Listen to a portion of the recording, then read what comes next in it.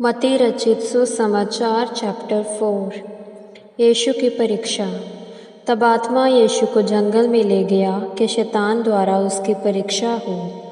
जब वह 40 दिन और 40 रात उपवास कर चुका, तब उसे भूख लगी। और परखने वाले ने निकट आकर उससे कहा, यदि तू परमेश्वर का पुत्र है तो आज्ञा दे कि ये पत्थर रोटियां बन जाए। पर उसने उत्तर दिया, यह लिखा है, मनुष्य केवल रोटी ही से नहीं परंतु हर एक वचन से जो परमेश्वर के मुख से निकलता है जीवित रहेगा। तब शैतान उसे पवित्र नगर में ले गया और मंदिर के शिखर पर खड़ा करके उसने उससे कहा, यदि तू परमेश्वर का पुत्र है तो अपने आप को नीचे गिरा दे, क्योंकि लिखा है, वह तेरे विषय में अपने स्वर्गदूतों को आज्ञा देगा और वे तुझे हाथों हाथ उठा लेंगे, कहीं ऐसा ना हो कि तेरे पैरों में पत्थर से ठेस लगे। यीशु ने उससे कहा, यह भी लिखा है, तू प्रभु अपने परमेश्वर की परीक्षा ना कर। फिर शैतान उसे एक बहुत ऊंचे पर्वत पर ले गया और संसार के सारे राज्य और वैभव को दिखाकर उससे कहा, यदि तू गिरकर मुझे धनवंत करे तो मैं यह सब कुछ तुझे दे दूंगा। तब यीशु ने उससे कहा, हे शैतान, दूर हट, क्योंकि लिखा है, तू प्रभु अपने परमेश्वर को धनवंत कर और केवल उसी की ही सेवा कर। तब शैतान उसे छोड़कर चला गया और देखो, स्वर्गदूत आकर उसकी सेवा टहल करने लगे। यीशु के उपदेश का आरंभ। और जब उसने सुना कि यूहन्ना बंदी बना लिया गया है तो यह गलील को चला गया।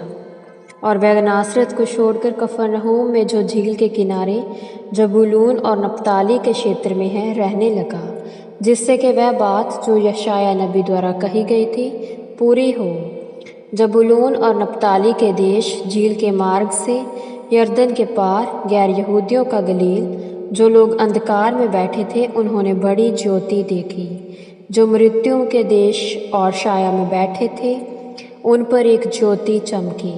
उस समय से यीशु ने यह प्रचार करना और कहना आरंभ किया, मन फिराओ, क्योंकि स्वर्ग का राज्य निकट आ गया है। प्रथम चेलों का बुलाया जाना। गलील की झील के किनारे चलते हुए उसने दो भाइयों को, अर्थात शमौन जो पतरस कहलाता था तथा उसके भाई अंद्रयास को झील में झाल डालते हुए देखा। वे तो मछुए थे। उसने उनसे कहा, मेरे पीछे चलो, मैं तुम्हें मनुष्य के मछुए बनाऊंगा। वे तुरंत जालों को छोड़कर उसके पीछे चल पड़े। वहां से आगे बढ़कर उसने अन्य दो भाइयों, अर्थात जब्दी के पुत्र याकूब और उसके भाई यूहन्ना को देखा, जो अपने पिता जब्दी के साथ नाव पर जालों को सुधार रहे थे। और उसने उन्हें बुलाया। वे तुरंत अपनी नाव और पिता को छोड़कर उसके पीछे चल पड़े।